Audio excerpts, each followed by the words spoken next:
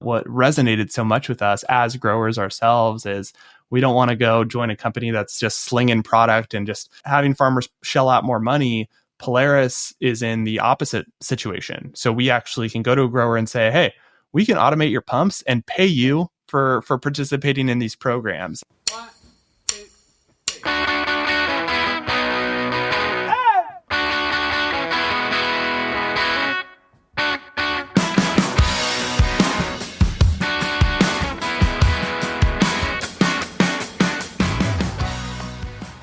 Coming up on The Modern Acre, we're talking Ty's new role at Polaris Energy Services.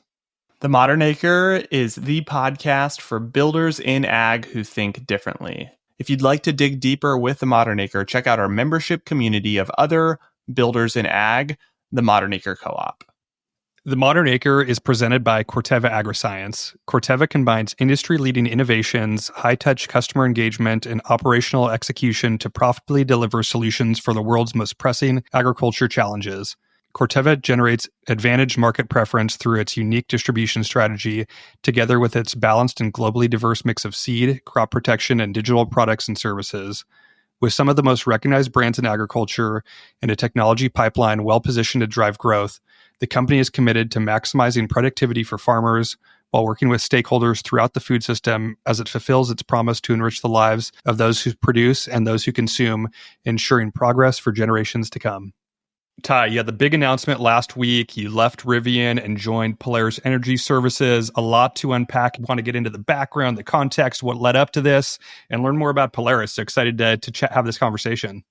Yeah, Tim, it's been a journey to get here, and been at Polaris now for just about a month. So we've been keeping it quiet, doing a lot of work, drinking from a fire hose, as they say, getting up to speed. We launched a brand new website and announced it last week on LinkedIn.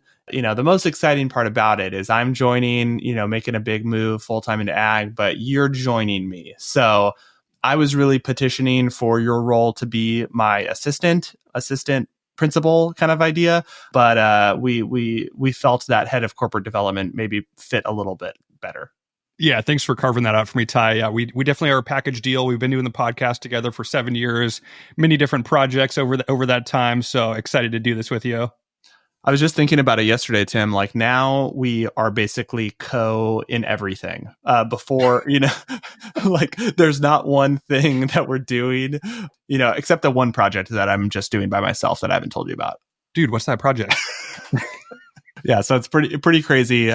We are unfortunately, right, wrong, or indifferent, linked forever now with all of these projects. But yeah, super exciting. And you hit it, Tim. We started the podcast now almost 7 years ago. I think we had the idea probably 7.5, 8 years ago of building a brand, a podcast, a community in agriculture focused on innovation in agriculture.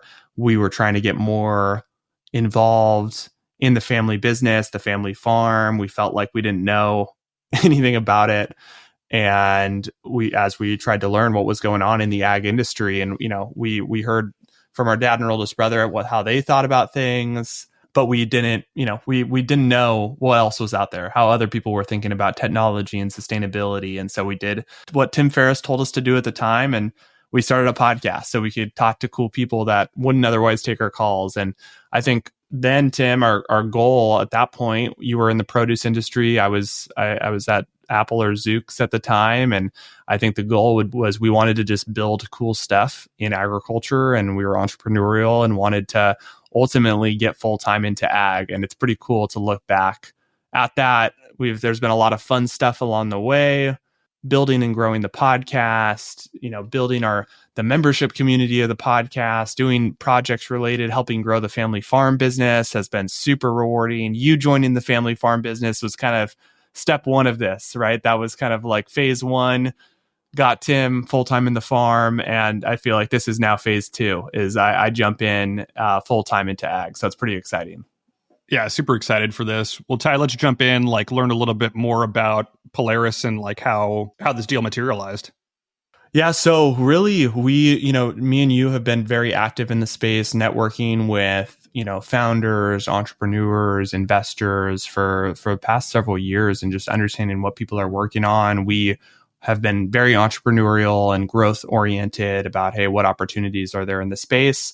We built a relationship with the owner and founder, Nick, of Polaris Energy Services several months back, and built a relationship over the past few months, and been able to understand what the business is, what they do well, where the areas of opportunity and growth are. And in building that relationship, we thought, hey, we're in a really good position to go help grow this business. And Nick, the owner, wanted to take a step back, pursue other interests. He had been grinding at the business for almost a decade, a really successful entrepreneur in a few different businesses over his career, and was looking to do other things. And so it was an opportunity for us to come in and fill that seat, help grow the business at a really, really exciting time, which I think gets me super energized, and you as well, Tim, about where Polaris is at right now.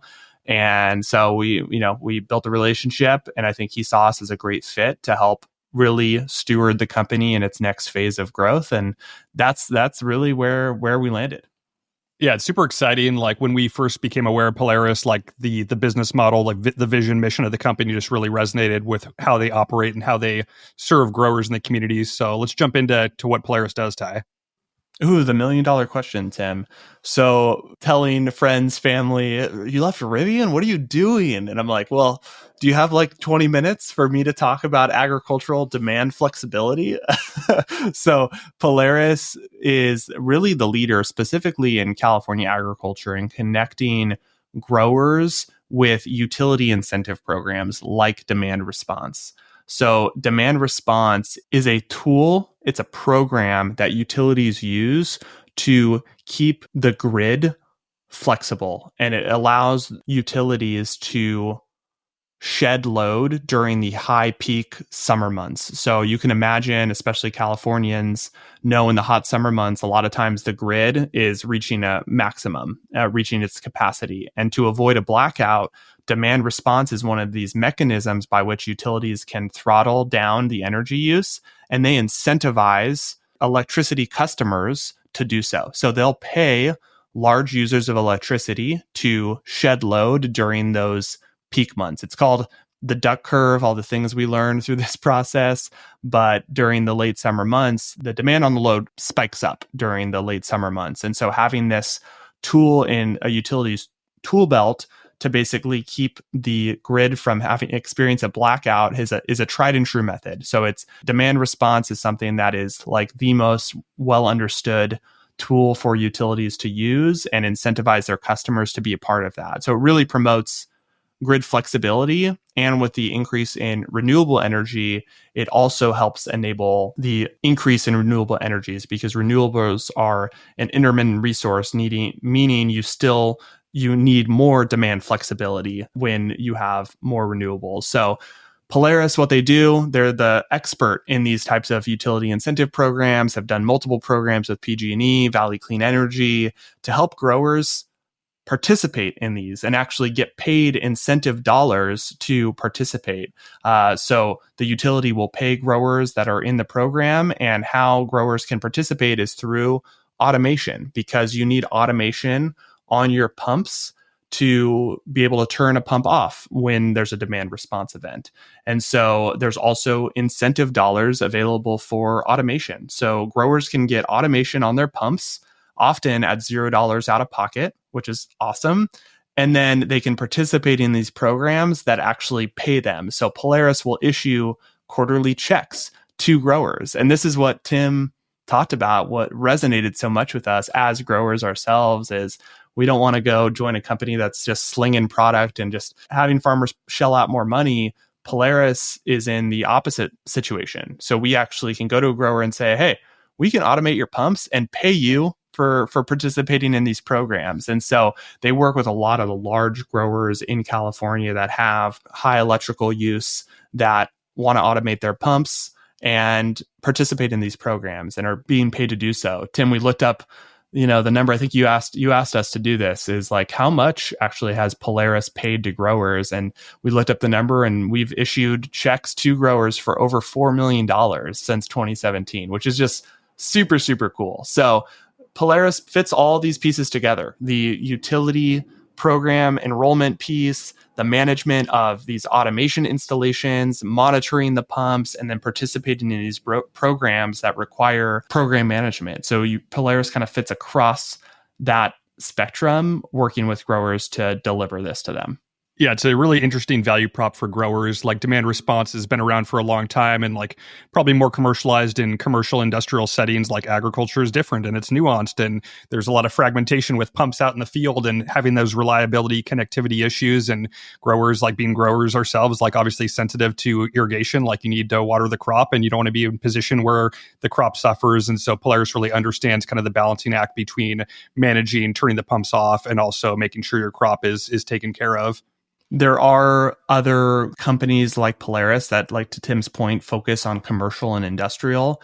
They don't focus specifically on agriculture. And that's really why Polaris was founded by the owners, was to focus. There's an opportunity specifically in agriculture because agriculture has specific operational complexities, and you need to be able to understand those as a company to be able to get growers comfortable. And Polaris has done that really successfully, working with really large growers that participate in these programs, and also just understand the automation piece of, having that reliability out in the field to be able to shut pumps off, to understand complex automation systems. I think is something that Polaris does really well and understands. So it's a complex business, Tim. I can't really explain it to my 6-year-old daughter, but it's a pretty compelling company, technology, and solution to growers.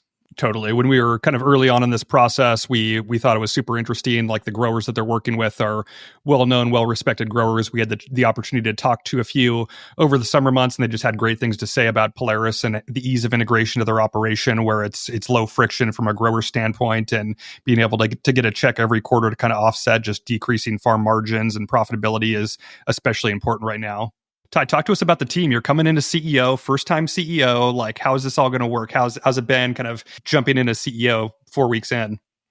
Oh man, yeah. I mean, drinking from the fire hose is the right analogy. The team is fantastic. These are folks that have, in some cases, decades of experience working with utilities and in energy, specifically focused on agriculture, that understand these programs, that understand their grower customers, and understand the product. So just such a high level of expertise on the team. And I think it's just been energizing for everyone to come in. I think we're at a really exciting inflection point, which I'm going to talk about in a minute, Tim, but the team's been great. And I'm just trying to listen. I'm trying to learn. I'm asking all the new guy questions of, explain to me the conversion between horsepower on a pump to kilowatts, and understanding megawatts, and how we should think about the business in these different lenses, right? So it's just been a lot of learning, a lot of just trying to lean in to Polaris's strengths. I think that's been, Tim, as we've discussed it over the past few months, that's what we're focused on. What does Polaris do better than anyone else in the world? And it's enabling growers to participate in these programs. These programs are complicated. There's a regulatory aspect of them. So you have to understand how the utility is thinking about it, have those relationships with utilities like PG&E, and also understanding the Public Utilities Commission. So how the Utility Commission, which is a regulatory body, fits into driving these programs. So there's a lot of complexity just at the utility level. And then there's a lot of complexity in how do you actually get growers to participate in these programs? And we do that at a really, really high level, and we're going to be leaning into that. And on that note, Tim, there's other areas where we're not trying to be the best in the world at. We're going to be the best in the world at that, but we're very much excited to partner with more companies in irrigation automation space. There's a lot of great work being done in the industry in, software companies and automation companies that have exciting technology. And we're excited to partner with those companies. So, it's been a theme on this podcast, Tim. I'm thinking about Pivot Bio. I'm thinking about WiseCon. I'm thinking about a lot of these companies across ag that are just leaning into partnerships. And that's definitely going to be a core focus for us. Yeah, I'm excited to focus on that in my role with Polaris and looking at channel partnership opportunities, like even with things like install, where with Polaris's solution, they work with local irrigation companies that growers already have a relationship and know and trust for these integrations, and a way to further integrate with those kind of install partners as well is going to be really critical. As we kind of wrap this up, Tim, I want to share more about hourly flex pricing. I was hoping you would bring this up, Tyler. What is hourly flex pricing? So this is, talking about joining at a fun time. PG&E, which for those that don't know, is the large utility in California, specifically in the Central Valley, servicing thousands and thousands of California farmers. They have just launched a new pilot program called hourly flex pricing.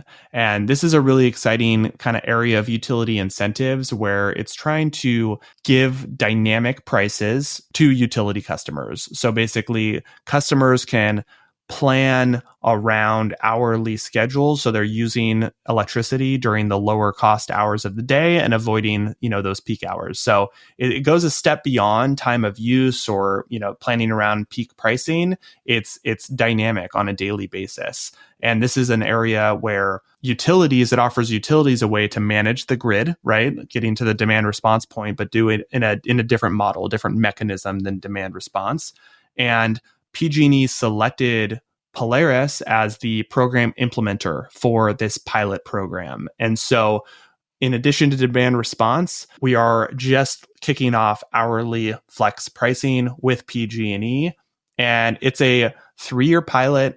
It's a risk-free pilot. So it's a really exciting opportunity for growers that are looking for another way to save money on their utility bill to enroll in this program risk-free. So basically, what does risk-free mean? It means that they're only going to save versus their baseline ag utility plan. So it's a really exciting opportunity for growers that kind of want to be first movers and take advantage of this program where it's risk-free, they're only going to save money, and there are incentives available to get this automation hardware that we were talking about, this automation technology for $0 out of pocket. So it's an opportunity similar to demand response to get more automation on pumps, to monitor, to control those pumps, and be part of this program. So what's super cool about this, Tim, is that we can go to a new customer that, I'm interested in this stuff, and evaluate their usage, their electrical usage, evaluate their pumps, and come to them with a really holistic solution of, hey, these 10 pumps are great fits for demand response. You're going to get checks in the mail by participating in demand response and automation for those pumps. And these 30 pumps are a great fit for hourly flex pricing. And they're going to only save money on their utility bill for those and get the automation component as well. So I think we can come to customers with a really holistic solution. And that really just kicked off as of November 1st. Yeah, it's super exciting. Big vote of confidence by PG&E to Polaris to implement this pilot over the next 3 years. And they've operated this dynamic pricing at a smaller scale with Valley Clean Energy prior to the pilot to really get PG&E bought into. We can actually execute this for agricultural customers, which is super exciting that the technology is there to make this happen. So excited to be rolling this out. And one thing to add, Ty, it's not just growers that can engage with Polaris. It's also water districts, reclamation districts, like really anyone that's conveying water. There's opportunities here. Hey, good call out, Tim. That's why they pay you the big bucks. Can I get a raise? No. So that's the exciting new update, guys. So we're excited to share more about this on an ongoing basis, similar to the farm, sharing how things are going on the farm. We're going to be talking about Polaris and helping grow this business over the next several years. And I think it's a really exciting time. We want to share what's working, what's not. We've been sprinting to get a new website out and make sure we have really clear messaging about what we do, what we don't do to growers. And so it's been a learning experience, Tim, but it's been a lot of fun. Yeah, you've been trying to manage helping out with Polaris, still doing Nest Farms day job, just had baby number 2. So you're managing a lot right now. Ty, I'm just in farmer mode, just another day. Totally in farmer mode. We've been really trying to channel farmer mode these past few months. And yeah, I think I'm going to get to like Christmas and just like pass out for a week. Yeah, seriously, it's been quite the year. So Ty, it was awesome to finally be able to share this with the podcast community. As we wrap up here, how can listeners get in touch and connect with you and Polaris? The question we ask all of our guests. Oh, thank you for that. Just nice tee up there, Tim. Yeah, please reach out. I think Tim and I are both really accessible. LinkedIn is a great place to shoot us a message if you want to learn more. But check out our website. We'll link it in the show notes. And if you're a grower, if you're a water district, reclamation district, like Tim mentioned, and you're interested in earning more money and saving money, and doing so in a really fast way, right? There's $0 out of pocket here. So it's a win-win opportunity for growers. So if you're interested, please reach out. We'd love to get more customers on the platform here in the off season as we ramp up to plant 2025 here, Tim. Ty, thanks so much for being on the show. Really appreciate having you here. Thanks for having me.